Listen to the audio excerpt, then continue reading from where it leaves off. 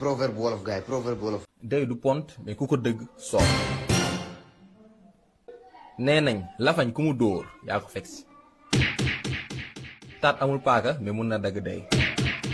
dama ni jabar yi gumba buy xeesal jëkkër ja taxul nee naa la kuy laabu di doxat dangaa yàkkamti rek waaye paree goo taat su xarul woon doxin ñaaw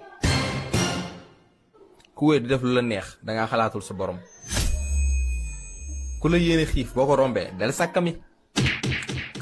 ki doxanti koddal mbëggeel taxulaa jug ku sa waajur yaakaar waroo fréquenté ji yaakaar seeni waajur pas forcément mais grave doxat puub moo ko yónni ceebu dëj mën na neexee fépp ba mu des sa kër wërsëg tax na yambaar yëpp jàmbaar kuy gunge ku biiram di daw bu dawul bul daw